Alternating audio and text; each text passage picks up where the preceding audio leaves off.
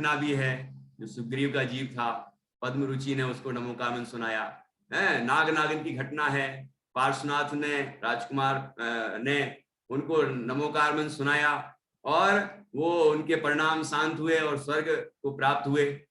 तो ये घटनाएं घटती हैं, लेकिन ज्यादातर एक सामान्य एक मार्ग है जिसमें यही बात है कि जिसका जीवन समाधिमय होगा उसका मरण समाधिमय होगा। तो जीवन को समाधिमय बनाना, इसका मतलब समाधि मतलब समता भाव, तो वह सामायिक से उत्पन्न होता है। समता उत्पन्न होती है सामायिक से, और समता पूर्वक जब देह छोड़ता है तो उसे कहते हैं समाधि मरण। ठीक है, उसकी समाधि मरण संलेखना उसकी अपनी विधि होती है, एक विशेष विधि भी होती है, लेकिन सामान्य रूप से इतना ही है कि समता पूर्वक देह छोड़ने का नाम समाधि मरण। ठीक है, और मरण की परिभाषा टोडरमल जी ने दी है। क्या दी है मोक्ष मार्ग प्रकाशक में? देह के छूटने का नाम मरण। इतने से ज्यादा कोई परिभाषा नहीं है क्या मीनल भाभी? देह के छूटने का नाम मरण, बस इतनी सी परिभाषा है। जब मैंने ये पढ़ा तो मुझे बहुत आनंद आया। अब आप कहेंगे इसमें कौन सी बड़ी बात है, हैं? इस परिभाषा में कौन सी विशेषता है जो आपको बड़ा आनंद आया? इसमें यह विशेषता है कि देह के छूटने का नाम मरण है। वो दुखी होने का नाम, सांस ऐसी वैसी होने का नाम, आकुलित व्याकुलित होने का नाम, पीड़ित होने का नाम, जो हमने एक विकराल रूप मृत्यु का समझ लिया है, वो मृत्यु का स्वरूप नहीं। अरहंत का भी मरण होता है, आपको पता है? क्यों परी, अरहंत का मरण होता होगा क्या है? महावीर स्वामी का मरण हुआ था क्या? आप कहो यार क्या बात करते हो यार, मरण मरण की बात करते हो, भगवान का कोई मरण होता है क्या? ये मरण की परिभाषा क्या है, हैं? बताओ, महावीर स्वामी का मरण हुआ था कि निर्वाण हुआ था? क्यों शाश्वत, महावीर स्वामी का मरण हुआ था? बोल, आप तो लिप्स रीडिंग में समझ जाऊंगा, हम खोलेंगे नहीं, कुछ लोग चिल्लाने लग जाते हैं। तो मनोज भैया, है बताओ, कहने का मतलब क्या, किसे कहते हैं कि निर्वाण एक बहुत ही सभ्य शब्द है। मतलब ऐसा कि उस मृत्यु के बाद दूसरी बार जन्म ना हो, ऐसे जीव की मृत्यु को निर्वाण कहते हैं। वो निर्वाण कल्याण कहलाता है, कल्याणकारी है वो, उनके लिए तो है ही, हमारे लिए भी कल्याणकारी। लेकिन मृत्यु हुई कि नहीं हुई ये बताओ, हैं? भगवती आराधना जी में और भी अनेक ग्रंथों में, गोमरसार आदि में, ये मृत्यु के कितने सारे, मरण के कितने सारे भेद दिए हैं। उसमें एक मरण है पंडित मरण, या उसका दूसरा नाम है केवली मरण, है? तो उसका मतलब क्या है? केवल ज्ञानी के जो देह छूटता है उसे केवली मरण कहते हैं। पंडित भी उन्हीं को कहते हैं, सर्वज्ञ है ना, इसलिए। तो अब बताओ, मरण तो उनका भी हुआ, मरण तो हुआ, लेकिन दुख हुआ क्या? दुख हुआ क्या? कि दुख तो नहीं हुआ, बस ये तो देह तो छूटी कि नहीं छूटी? ये देह छूटी। तो ऐसे ही देह छोड़ने की कला हमें सीखनी है। देह रखने लायक ही छोड़ने लायक है? अच्छा यही बता दो चलो, हैं? देह रखने लायक है कि देह छोड़ने लायक? बताओ, हैं चांदनी, देह रखने लायक है कि छोड़ने लायक है?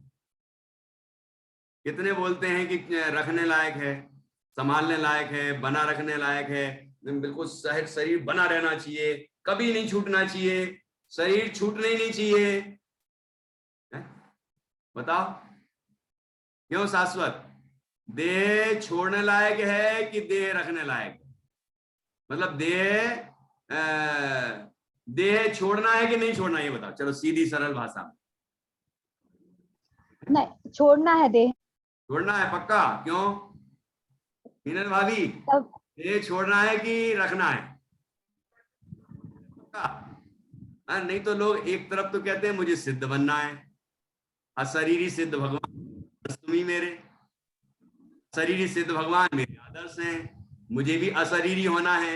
एक तरफ तो ये बात करेंगे, दूसरी तरफ सोचेंगे ये शरीर न छूट जाए, शरीर न छूट जाए। तो ये क्या है, हमारी सोच ही स्पष्ट नहीं है। देह छोड़ना है और ऐसी छोड़ना है कि दोबारा देह ना मिले, ऐसी छोड़ना, ऐसे नहीं छोड़ना है कि बस छोड़ना है तो आत्मघात कह दो, ऐसे नहीं छोड़ना। छोड़ने का मतलब ये नहीं है कि कैसे छोड़ दो, ये दो देह छूट जाएगी जो हमें दिख रही है, तो और भी तो कोई देह है शरीर इस आत्मा के साथ। अभी कितनी देह है हमारे शरीर के अपने साथ, धन कुमार जी अपने साथ अभी कितनी देह हैं? 3 देह हैं अभी, 3 शरीर है हमारे साथ। कौन कौन से हैं बताओ, कौन कौन से हैं? ये जो शरीर है इसका नाम है औदारिक शरीर, औदारिक शरीर। तो औदारिक शरीर जो है ये क्या है, ये एक प्रकार का शरीर। 5 प्रकार के शरीर होते हैं ना, 5 प्रकार के शरीरों में ये एक प्रकार का शरीर है औदारिक। दूसरा कौन सा है, दूसरा कौन सा है हमारे साथ में? आहारिक प्रक्रियक। अच्छा, कौन बोला? चारू बोल रही है। 5 शरीरों के नाम तो सही है ये आपने तो, औदारिक, वैक्रियक, आहारक, रस और कारमान। लेकिन हमारे कौन से हैं अभी, हमारे कौन से हैं? वैक्रियक है क्या? नहीं, वैक्रियक तो देवों और नारकियों के होता है। कर्म है, आहारक है, आहारक भी है क्या? आहारक तो 6वें गुणस्थान वर्ती रिद्धिधारी मुनिराज के होता है, किसी के तो उस तरह की होती जिनके, ठीक है? तो वो रिद्धि जिनके होगी उनको ही होगा, सबको नहीं होगा। तो आहारक शरीर भी हमारे नहीं है, तो अब 2 शरीर तो नहीं है, वैक्रियक भी नहीं है और आहारक भी नहीं है। तो बचे कौन से? 3 बचे हैं। सोनू भैया सुने थे आपने कि 3 शरीर है हमारे, अपना तो एक ही शरीर है ना, ये शरीर है दिख रहा है। सुने थे बढ़िया भाई एक ही सुना था। तो एक शरीर तो ये औदारिक है, ये जो दिख रहा है ना हमें, ये औदारिक शरीर है। दूसरा शरीर है कौन सा? तेजस। तेजस शरीर का स्वरूप क्या है? जो शरीर में कांति उत्पन्न करता है, चमक। और हम तो क्रीम पाउडर और दुनिया भर के, भले ही वो शाकाहार हो के मांसाहार हो, हर्बल हो या फिर किसी की चर्बी आदि से आया हो, कुछ भी आया हो, वो तो शरीर चमकदार होना चाहिए, बढ़िया है ना, वो जैसे फिल्मों में दिखता है। अब वो उनके कैसे दिखता है वो तो आप जानते ही हो, हैं? वो तो सब जानते हैं ना असलियत क्या है। जिस दिन आप उनको असली में देख लोगे तो समझ जाओगे भैया ने, दूर ही रहो, ये दूर के ढोल ही सुहावने लगते हैं, समझ आएगी नहीं? शरीर है वो, शरीर है तो वैसी विकृति वहां भी है ना, वहां तो और विकृति है। पता नहीं इंजेक्शन लगाए जा रहे हैं सुंदर होने के लिए, और वो क्या है, क्या बोलते हैं उसको, सर्जरी कराते रहते हैं। श्रीदेवी ने कितने बार सर्जरी कराई थी आपको पता है? आप कहोगे पंडित जी आप इन हीरोइनों के बारे में इतना जानते हो, हैं? अब ये न्यूज़पेपर में कभी आ जाता है, जब मृत्यु हुई थी तो आया था, तो वो सर्जरी 51 बार लिखा था उसने, किस बात के लिए? ये बढ़िया सुडोल सुंदर शरीर रहना चाहिए। शरीर की सुंदरता ही दुनिया में आजकल वही महत्वपूर्ण मानी जा रही है। आत्मा की सुंदरता हो या ना हो, है अंदर में जब समता भाव होता है तो आत्मा की सुंदरता होती है, और आत्मा में सुंदरता होती है तो समता भाव शरीर पर भी असर करता है, क्योंकि निमित्त नैमित्तिकपना है। जब अंदर आत्मा में क्रोध उत्पन्न होता है तो शरीर में भी क्रोध जनित विकृति दिखती है। तो जब आत्मा में समता भाव पैदा होता है तो समता जनित सकारात्मक स्थिति भी दिखती है। तो समता ही सौंदर्य है, आत्मा का भी सौंदर्य है और वह शरीर का भी सौंदर्य है, ठीक है? वो कोई काला हो गोरा हो कैसा भी हो, लेकिन समता हो ना उसके मन में, तो उसका वो सुंदर दिखेगा, प्रसन्न चित्त एकदम बढ़िया। ख्याल में आएंगे। वो दुनिया जब देखेगी उसकी तरफ तो आकर्षित होगा, उसको लगेगा ये बड़ा प्रसन्न चित्त व्यक्ति है। ठीक है, तो ये जो तेजस शरीर है, ठीक है। अब तीसरा कौन सा शरीर है? कारमाण शरीर। कौन सा शरीर है? कारमाण शरीर। तो कारमाण शरीर मतलब क्या है? 8 कर्मों के समूह को कारमाण शरीर कहते हैं। 8 कर्म, 8 कर्म होते हैं, तो 8 कर्मों का समुदाय उसको बोलते हैं कारमाण शरीर। तो ये तो एक ही शरीर है, औदारिक। तेजस और कारमाण भी होते हैं, उनका क्या होगा? इस औदारिक शरीर को छोड़ दे, लेकिन कारमाण शरीर को नहीं छोड़ेगा तो क्या होगा? उन 8 कर्मों के निमित्त से फिर से शरीर मिल जाएगा। 8 कर्मों में एक नाम कर्म भी है, फिर से मिल जाएगा। इसलिए ये समझदारी नहीं कैसे भी ये शरीर छूट जाए, है ना, बल्कि ये छूटे उसके पहले 8 कर्म रूपी शरीर छूट जाए। ये बुद्धिमानी है, जैन दर्शन ये कला हमें सिखाता है कि इसके रहते जब तक ये न छूट पाए उसके पहले हम 8 कर्म रूपी शरीर को छोड़ दें। 8 कर्म रूपी शरीर छूट गया तो ये शरीर फिर उसके बाद अपने आप छूटेगा ही, और ये छूटने के बाद फिर से मिलेगा नहीं। तो हम जरा इन बातों पर विचार करें कि हम वास्तव में अशरीरी होना चाहते हैं कि नहीं होना चाहते हैं। यदि अशरीरी होना चाहते हैं तो इस शरीर के छूटने का भय क्यों? इस शरीर के बीमार होने का डर क्यों? ये नहीं कह रहे हैं कि आ बैल मुझे मार, आप ऐसा समझने लग जाओ तो चलो अपन कल से बाहर निकल पड़ते हैं रोड पर, चाहे कुछ हो जाए शरीर का, उससे क्या। ये स्वच्छंद होने की बात नहीं है, है ना। जानबूझ के तो कोई 8 कर्म नष्ट हो गए क्या? 8 कर्मों का शरीर नष्ट हो गया क्या? कि नहीं। तो वो नष्ट करना है। वो 8 कर्म रूपी शरीर सामायिक से नष्ट होगा, वेद विज्ञान से नष्ट होगा, वैराग्य से नष्ट होगा, संवर निर्जरा से नष्ट होगा। ठीक है, और वो नष्ट होगा तो पुनः कभी शरीर मिलेगा ही नहीं। ये भी छूटेगा समता पूर्वक, और आगे कोई मिलेगा ही नहीं, ऐसी अवस्था होगी। तो वो भी शरीर छूटा इसलिए मृत्यु है। भले ही अब महावीर स्वामी का शरीर छूटा जब, तो वो कपूर की भांति विलीन हो जाता है, ऐसा आप सुनते हैं ना कि नहीं, ये आगम में लिखा है। लेकिन छूटा तो कि नहीं छूटा? तो शरीर के छूटने का नाम मरण, मरण की बस इतनी सी परिभाषा है। अन्य जो कल्पनाएं हम करते हैं ये सब मोह जनित कल्पनाएं, कि जब शरीर छूटेगा तो ऐसा होगा, फिर वैसा होगा, फिर ये होगा, फिर वो होगा, है लिखा ना, श्वास शुद्ध नहीं आवे ता पर भी ममता नहीं छोड़े, समता और नहीं लावे। समाधि मन पाठ। जब बहुत बीमार हो जाए, बहुत वृद्ध अवस्था आ जाए, या और भी कोई बीमारी महामारी उसको ग्रसित कर ले, ऐसी स्थिति में श्वास भी शुद्ध नहीं आ रही है, तो अभी शरीर से भेद ज्ञान नहीं करता, समता भाव नहीं लाता अपने अंदर, है ता पर भी समता, शरीर से एकत्व तो नहीं छोड़ता और समता और नहीं लावे, समता हृदय में लाता नहीं है। तो आचार्य कहते हैं कि हमें समता भाव का अभ्यास करना चाहिए। ठीक है, तो समता भाव जागृत होता है सामायिक से। सामायिक शुरू ही करेंगे तो समता शुरू हो जाएगी, कसाय मंद होना शुरू हो जाएंगे। और जब हम सामायिक में बैठेंगे और अपने आत्मा का अनुभव करेंगे तो वास्तविक समता पैदा होगी, फिर राग द्वेष पैदा ही नहीं होंगे, ऐसी समता पैदा होगी। ठीक है ना। लेकिन जैसे ही हम सामायिक शुरू करते हैं, उसकी विधि शुरू करते हैं, और मन में अत्यंत शांति उत्पन्न होना शुरू हो जाती है, प्राणी मात्र के प्रति संभाव पैदा होने लग जाता है, किसी के प्रति राग और द्वेष के परिणाम नहीं आते हैं, बड़ी शांति होती है मन में। ख्याल में आया कि नहीं आया?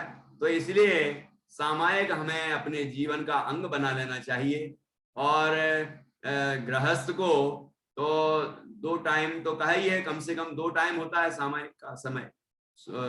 अभी काल की बात भी आएगी तो वहां चर्चा करेंगे, सुबह और शाम को। और इसके अलावा दोपहर में जो मध्याह्न होता है उसमें भी तीसरा टाइम है वो। ठीक है, और मुनराज तो सामायिक ही सामायिक करते रहते हैं, पूरा उनका पूरी दिनचर्या सामायिकमय है। ठीक है, इसलिए सामायिक हमारे जीवन का अंग बन जाना चाहिए, उससे हमारा जीवन समतामय होगा। और फिर कभी कोई खतरा आएगा, खतरा जिसको हम समझते हैं वो खतरा है, जिसको वास्तव में जब समता भाव पैदा हो जाएगी तो खतरा लगेगा ही नहीं उसको, है कि नहीं। फिर शरीर छूटने वाला होगा तो पढ़ो आप, गुमानी राम जी ने किस तरह लिखा है समाधि के संबंध में। ऐसे बिल्कुल साधक तो बिल्कुल तैयार रहता है, मृत्यु को जब आना हो आ जाए, हमें कोई डर नहीं, हमको कछु भय नारे, अब हम अमर भय न मरे, हमको कछु भय नारे। ठीक है, ऐसे भावनाएं उस साधक जीव को आती हैं। उसका बल क्या है? बल है वेद विज्ञान, बल है समता भाव, बल है वो सामायिक, बल है वो वैराग्य। इस कारण से उसको कोई भय नहीं होता। ख्याल में आया कि नहीं आया? तो ऐसे समता भाव धारण करने को यहाँ सामायिक कहा जाता है। सुख दुख, लाभ अलाभ, देखो प्रासंगिक विषय है कि नहीं है? अभी लाभ और अलाभ की स्थिति हो रही है कि लाभ हो रहा था, अब नहीं हो रहा है। किसी को अभी भी लाभ हो रहा है। लाभ मतलब लाभ मिलना, मतलब धन का लाभ, स्वास्थ्य का लाभ, लाभ कहीं जो चीज मिलती है ना, अच्छी चीज, मतलब हमें जो अच्छी लगती है अनुकूल, तो वो चीज हमें संयोग में आए तो हम कहते लाभ हुआ। कहते हैं ना ज्ञान का लाभ लीजिए, दान का लाभ लीजिए। अब लाभ है वो, जिसको दान करने में आनंद आता है तो दान का लाभ मिला उसको, ज्ञान देने में आनंद मिलता है तो ज्ञान दान का लाभ मिला, और ज्ञान लेने का आनंद आता है तो ज्ञान लेने का आनंद मिला, है कि नहीं। आप तो लाभ लीजिए बोलते हैं, लाभ लीजिए आप तो ऐसे यहां पर लाभ और अलाभ, अभी देश और दुनिया की स्थिति जो अपन देखते हैं तो उसमें अलाभ की स्थितियां भी बन रही हैं कि धन का लाभ नहीं हो रहा है, दुकानदारी बंद हो रही है, या सर्विस छूट गई है, कोई को आधा मिल रहा है, कोई को कैसी स्थिति बन रही है। तो ऐसी अस्थिर आर्थिक स्थिति अस्थिर है। अब अलाभ की स्थिति में यदि जीव को तकलीफ होने लग जाए, मतलब जीव उस बात से, उस परिस्थिति से द्वेष करने लग जाए, तो वो असमता भाव हो गया। यहाँ कह रहे लाभ हो या अलाभ हो, दोनों ही स्थिति में समता भाव रखना चाहिए। पुण्य का उदय होता है तो लाभ होता है, और पुण्य का उदय नहीं होता है, पाप का उदय होता है तो अलाभ होता है। अब हम दुकान हर दिन खोलते हैं, किसी दिन ज्यादा लाभ होता है, किसी दिन कम लाभ होता है कि नहीं? किसी दिन बैठे ही रह जाते हैं, लाभ ही नहीं होता है कि भैया आजकल तो कुछ ग्राहक ही नहीं है, मंदी पड़ी है, सीजन ही खत्म हो गया है, ऐसे बोलते कि नहीं बोलते हैं। तो ये सब क्या है? ये जीवन में आता रहता है, तो उदय आते रहते हैं। तो ऐसे ये उदय आया है कि हमें, अब मान लो कमाई नहीं हो रही तो पुण्य की कमा लो, समता भाव कमा लो, भक्ति कमा लो। ये कमाई को कौन रोक सकता है? ध्यान करो, साधना करो, ज्ञान कमा लो। ज्ञान जितना स्वाध्याय करेंगे तो ज्ञान की कमाई होती जाएगी। तो लिखा है शास्त्राभ्यास की महिमा में, लाभ ज्यों ज्यों ज्ञान बढ़ता है त्यों त्यों आनंद बढ़ता है।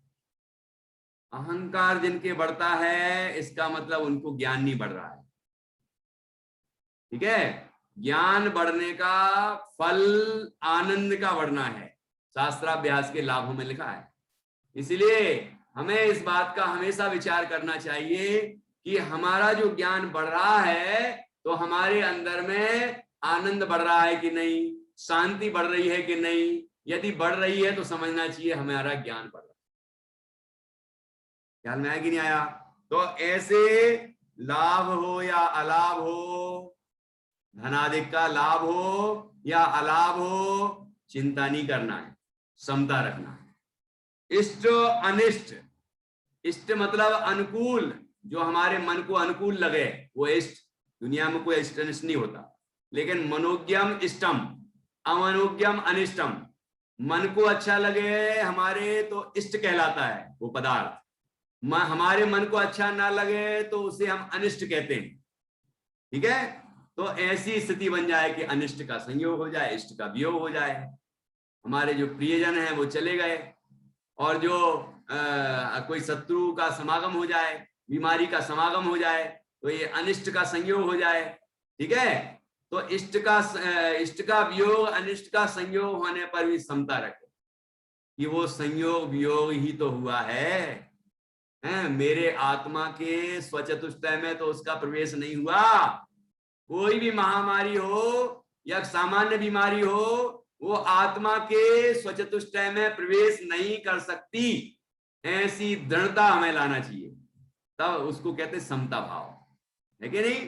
तो यहाँ का सुख दुख, लाभ अलाभ, इष्ट अनिष्ट आदि विषमताओं में विषमता है, ये विषमताओं को समताओं से जीतते, समता से जीतते हैं। विषमताओं में राग द्वेष ना करना, बल्कि साक्षी भाव से उनका ज्ञाता दृष्टा बने रहना कि शरीर में ये हुआ है, अच्छा डॉक्टर ने बताया भाई आप भी प्रभावित हो गए हैं, पॉजिटिव आ गए हैं, जान लिया हमने कि शरीर पॉजिटिव हो चुका है। ठीक है, अब अगले दिन कुछ दिन बाद गए, मशीन ने कहा कि निगेटिव हो गया। ठीक है, अब ये पॉजिटिव होते ही आदमी घबराने लग जाता है, दुखी होने लग जाता है, तो बीमारी और बढ़ती है। ठीक है, और समता भाव हो तो जान लिया कि ये चीज हुई है शरीर में हुई है। कहां हुई मनोज भैया? शरीर में हुआ है। बीमारी कहां तक सीमित है? शरीर तक। मेरे आत्मा के स्वचतुष्टय में बीमारी के किसी भी कीटाणु के प्रवेश का सर्वथा निषेध है, अत्यंत अभाव है। मेरे चतुष्टय में कोई परद्रव्य प्रवेश नहीं कर सकता। ऐसा अंतर का अपने तत्व ज्ञान का बल हो, भेद ज्ञान का बल हो, तो जीव कभी दुखी नहीं हो सकता। ऐसा भाव अभी बार बार ऐसा विचार हमें करना चाहिए, जिससे अंदर में बड़ी समता जागृत होगी, आनंद जागृत होगा, और कोई भी विकृति नहीं आएगी, और ऐसा व्यक्ति जल्दी ठीक हो जाएगा। उसके दो कारण हैं।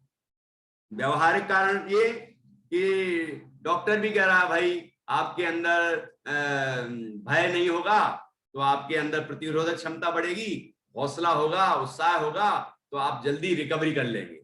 बोलता है कि नहीं बोलता डॉक्टर? और दूसरा क्या कि समता भाव जागृत होगा तो आत्मा में शांति होगी। ये शरीर का तो हो जाएगा, लेकिन आत्मा का क्या होगा? ऐसी समता से आत्मा में आनंद की वृद्धि होगी।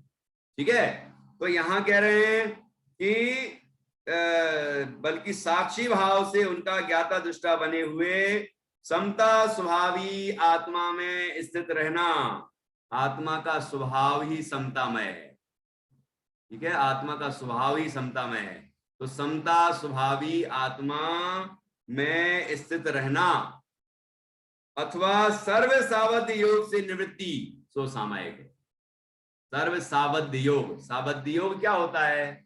ऐसे कार्य जिनसे हिंसा होती है, वो सारे कार्य सावध्य योग कहलाते हैं, है ना। हम जैसे झाड़ू लगाएं, कपड़े धोएं और दुकानदारी करें, या जो भी कार्य करते हैं ना हम, तो इन सब में जो हमारी हिंसा होती है ना, तो ये सावध्य योग कहलाता है।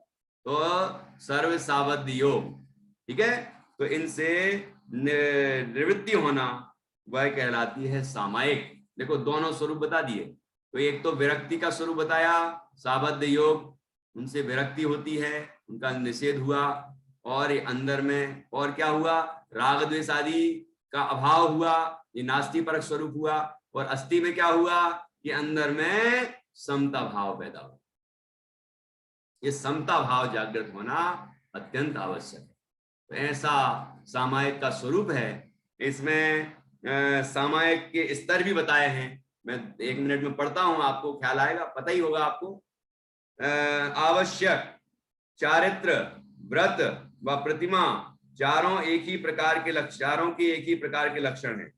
अंतर केवल इतना है कि श्रावक उस सामायिक को नियत काल पर्यंत धार कर अभ्यास करता है, और साधु साधु का जीवन ही समतामय बन जाता है।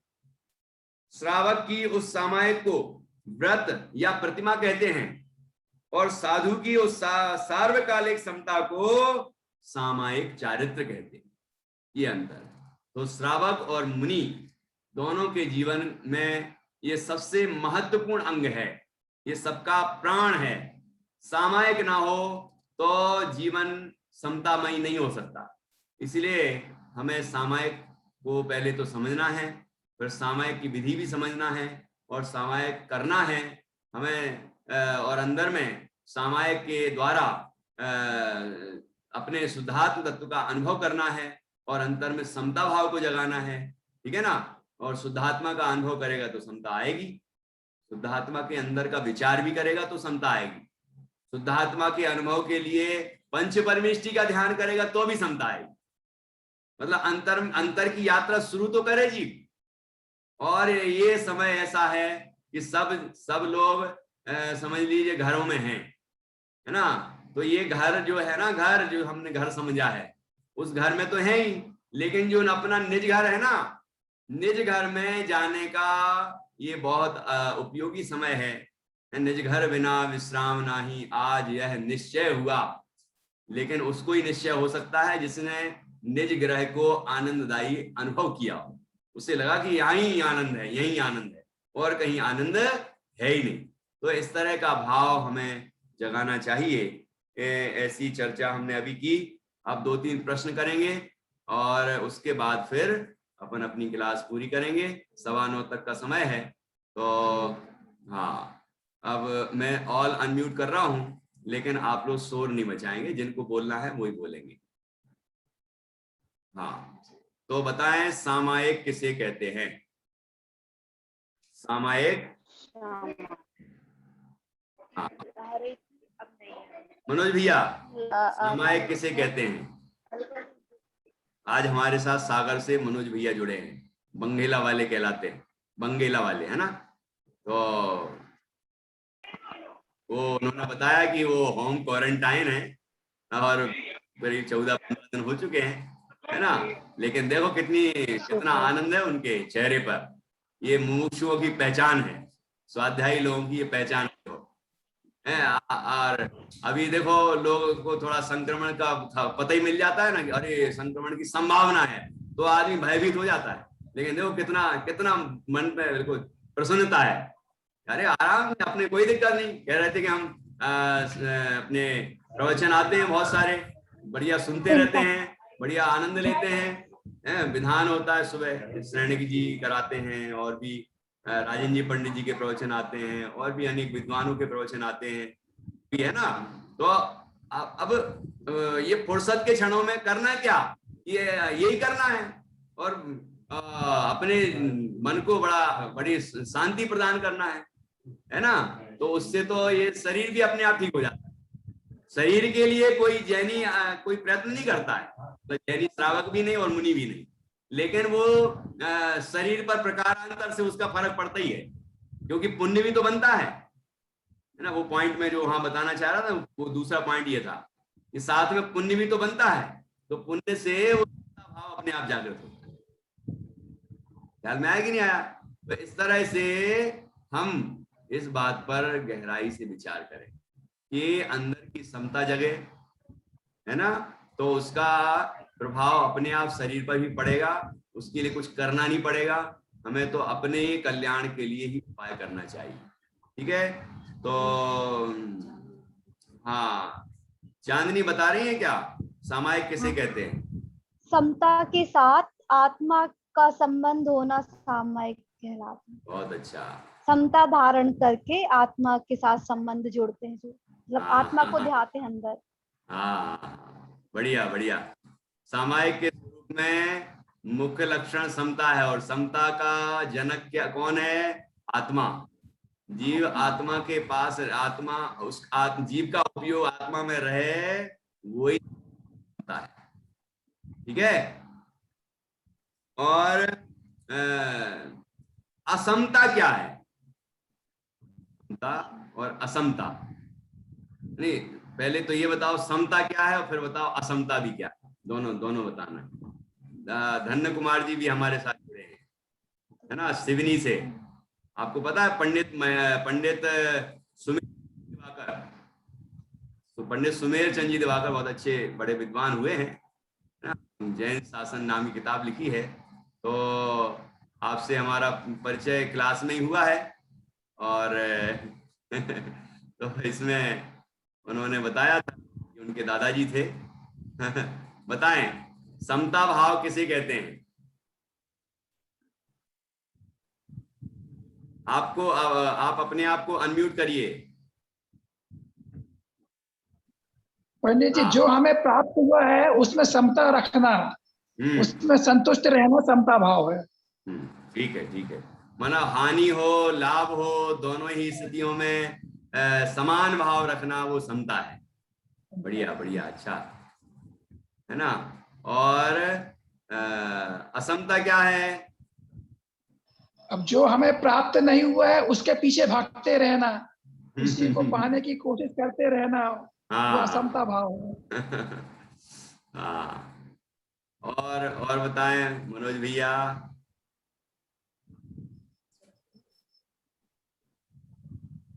अनम्यूट करिए अपने आप को। जी जी पंडित साहब। हाँ, बताएं, समता और असमता क्या है? समता भाव की अधिकता है, और परवस्तुओं में राग द्वेष की कल्पना करना, उनके पीछे भागना दौड़ना, जो भी है संकल्प विकल्प करना, यह समता है। बहुत अच्छा, बहुत बढ़िया। परवस्तुओं में राग द्वेष की कल्पना ही असमता है, और किसी भी वस्तु में राग और द्वेष की कल्पना ना होना वो समता है। ठीक है, सीधी सी बात है, राग द्वेष हुआ तो असमता है, और राग द्वेष नहीं हुआ वो समता है। ठीक है। अब इसका संबंध सामायिक से क्यों है? मतलब सामायिक समता का जनक क्यों है?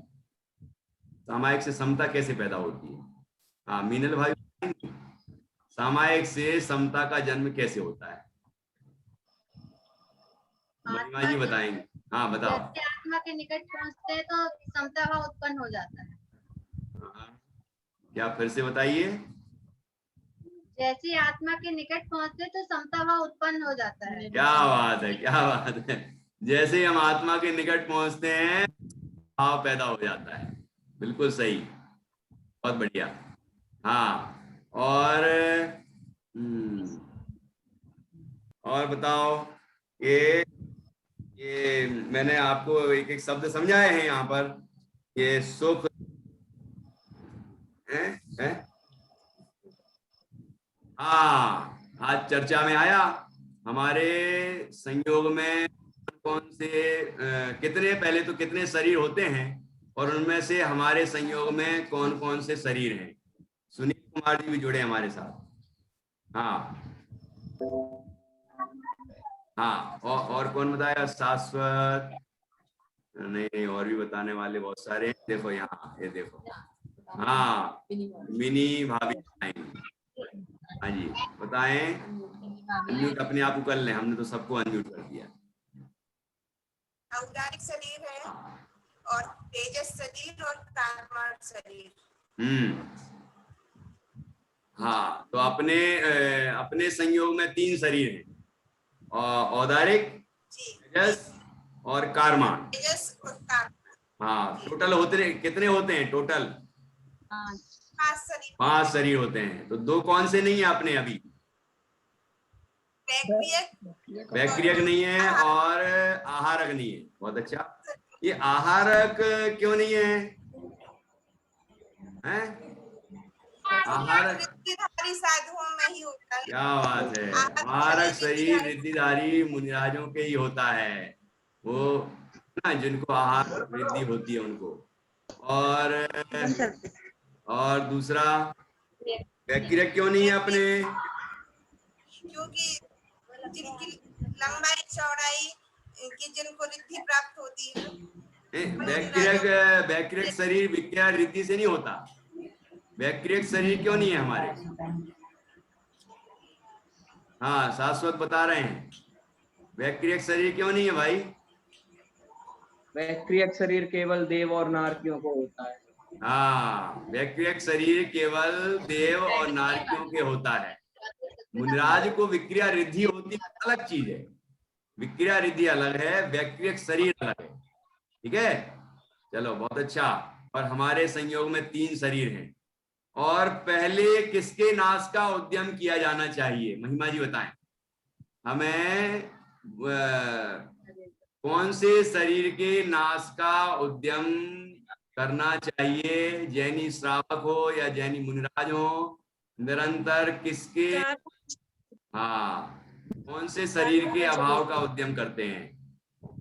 कारमान शरीर का। कारमान शरीर के अभाव का। क्यों?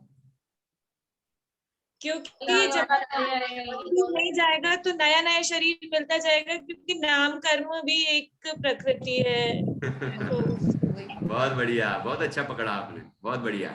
तो इस तरह क्या बताया कि यदि औदारिक शरीर छूट गया लेकिन कारमान शरीर नहीं छूटा तो क्या होगा? तो क्या होगा कि फिर से मिल जाएगा नया, क्योंकि ये कर्मों के उदय से फिर से शरीर मिलते रहते हैं। तो इसलिए जैनी श्रावक और मुनिराज निरंतर 8 कर्म रूपी शरीर के अभाव का उद्यम करते रहते हैं। 8 कर्म जो दुख हेतु हैं, तिनके क्षय का करें उपाय। पढ़ते हैं कि नहीं स्तुति में?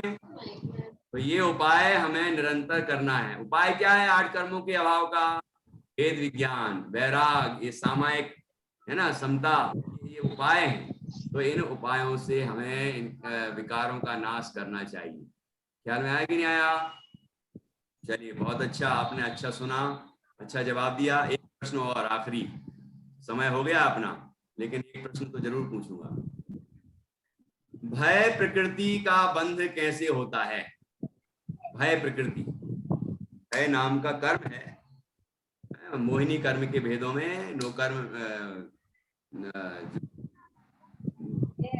मोहिनी कर्म के जो भेद हैं, चारित्र मोहिनी, उनमें 9 कसाएं होती हैं, उसमें एक प्रकृति का नाम है, हाँ, भय प्रकृति।